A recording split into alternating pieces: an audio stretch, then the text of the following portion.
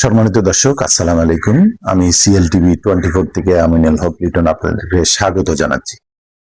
দর্শক, আমরা চট্টগ্রামের যে 30 নং ওয়ার্ড রয়েছে, এই 30 নং ওয়ার্ডের জাতীয়তাবাদী তরুণ দল যেটা রয়েছে, কেন্দ্রীয় কমিটির একজন প্রভাবশালী নেতা জনাব সাইদ ভাই খুবই পরিচিত এবং দীর্ঘদিন ওনার বাবাও কিন্তু রাজনীতির সাথে সম্পৃক্ত ছিল। উনিও কিন্তু ওর বাবার যে রাজনীতি করছেন এবং বিভিন্ন সমাজ সেবার সাথে উনি জড়িত আছেন। সাইদ ভাই কেমন আছেন? আচ্ছা ভাইয়া, এই যে আপনি তো এই জাতীয়তাবাদী তরুণ দল যেটা রয়েছে, এই তরুণ দলের সাথে দীর্ঘদিন কাজ করছেন এবং এলাকার যে সমাজসেবক হিসেবে কাজ করতেন। আগামীতে যে কি করবেন বলে মনে হয়?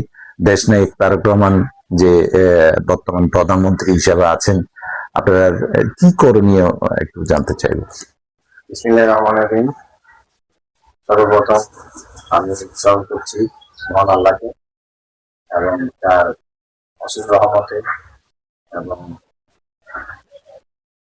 আজকে আমি এই পর্যন্ত এসেছি। আর তার সাথে বিশেষ করে স্মরণ করছি শহীদ জিয়াউর রহমান সাহেবকে এবং বর্তমান খালেদা জিয়াকে এবং আমার নতুন পিতা হাবিবুর রহমান। আমি দেশ নায়ক বর্তমান প্রধানমন্ত্রী তারুণ্যের অহংকার আমাদের বাংলাদেশ জাতীয়তাবাদী তরুণ দলের প্রধান তারেক সাহেবের যে দেশ পরিচালনা, এখন উনি যে নতুন আঙ্গিকে দেশকে পরিচালনা করতেছেন, বিভিন্ন এমনকি খাল খনন দিয়ে ওনার কার্যক্রম শুরু হয়েছে। তারই সাথে উনি ফ্যামিলি কার্ড, কৃষক কার্ড, আদারওয়াইজ হেলথ কার্ড থেকে শুরু করে বিভিন্ন সমাজের জন্য এবং দেশ ও জাতির জন্য এবং দেশকে একটা আইকনিক একটা রূপের রূপান্বিত করার জন্য উনি কাজ করে যাচ্ছে।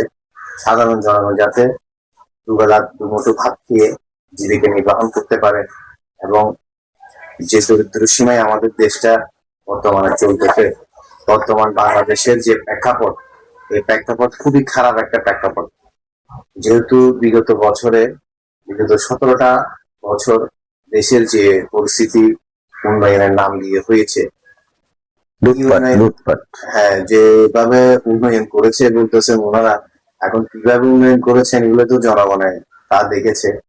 এবং এখনো দেখেন কিভাবে যে যুক্তরাজ্যের একটা সরকার ওনারা বিগত সরকার করে গিয়েছেন আমাদের বাংলাদেশে। এই যে এখন মনে করেন লোডশেডিং হচ্ছে, এই যে মনে করেন এখন গ্যাস, পানি, বিদ্যুৎ বিভিন্ন ধরনের সংকটে পড়ে গেছে, এতে কিন্তু বর্তমান সরকারের কোনো হাত নেই।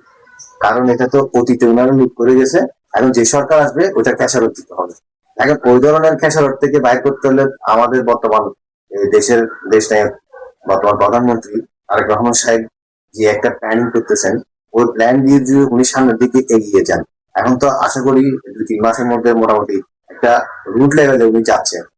সামনের দিকে যদি উনি আর কিছুটা ওই প্ল্যান যদি উনার রানিং যদি সুন্দরভাবে যদি উনি অগ্রসর হতে পারে, এবং সবচেয়ে আমি একটা জিনিস সবসময় বলে থাকি, এটা হচ্ছে যে শিকড় থেকে বৃক্ষ আপনার বড় হয়, ওই শিকড়ে যদি পানি না দেন বৃক্ষটা কিন্তু মারা যাবে। এখন মূল বিএনপির শিকড় হচ্ছে তৃণমূল নেতৃবৃন্দ এবং তৃণমূল নেতাদের দুজি দেশ নেয় তারুণ্যের অহংকার তারেক সাহেব দুজি, বর্তমান প্রধানমন্ত্রী দুজি এখন দেশকে যেভাবে সামনের দিকে অগ্রসর করার যে এই রুটম্যাপ উনি প্রদান। আচ্ছা ভাইয়া, এই যে আপনারা তো সাধারণ মানুষকে প্রতিশ্রুতি দিয়েছেন যে 31 দফা যেটা আছে সেইটা 31 দফা আপনারা যে কাজ করে যাবেন, যেটা রাষ্ট্র কাঠামো, এটা নিয়ে আপনারা কতটুকু আগিয়েছেন বলে মনে হয়? 30 দফা যেটা বাস্তবায়ন, ইলেকশনের সময় আমরা যেটা প্রতিশ্রুতি দিয়েছিলাম বাংলাদেশ সরকার মানুষের ঘরে ঘরে গিয়ে আমরা ইলেকশনের আগ থেকে ভোট চেয়েছেন, কোনো আমাদের বাংলাদেশের অভ্যন্তরীণ কোনো সমস্যা নেই। কারণ এটা পলিটিক্সটা এমন একটা বিষয়, এটা হচ্ছে মাফিয়া। না, কিছু কিছু মানুষ বলছে যে 17 বছর লাগছে আওয়ামী লীগ ইয়ে করতে, কিন্তু 17 দিনে লাগবে না বিএনপি কে এটা বাংলাদেশে বলতে 17 বছর, আমি তো মনে করি না 17,000 বছরও যদি বাংলাদেশ জাতীয়তাবাদী দলকে যদি লাগাতে পারে, আমার মনে হয় না পারবে। কারণ মুদ্রার তো জনপিঠটা একটাই, কেমনে নাড়াবে আপনি বুঝেন না মনে হয়। যাই হোক, আমি মিডিয়ার মারফত এটা বলতে চাই না, এটা আপনি বুঝতে পারছেন। এটা এমনি কথার প্রসঙ্গে বলতেছে আর কি। পিচ্ছি পিচ্ছি বাচ্চা ছেলেদেরকে দিয়ে সবকিছু সম্ভব। আপনি কি ছাগল দিয়ে কি হাল চাষ করতে পারবেন? গরু লাগবে। আচ্ছা ভাই, সর্বশেষে 30 নং ওয়ার্ডের যে জনসাধারণ রয়েছে তাদের উদ্দেশ্যে আপনি আমি কিছু অ্যাকচুয়ালি, বার্তা। আপনি একটা প্রশ্ন করছিলেন, আমি ওইটা প্রসঙ্গে চলে গেছিলাম। ওইটা দিয়ে এটা শেষ করে দিব।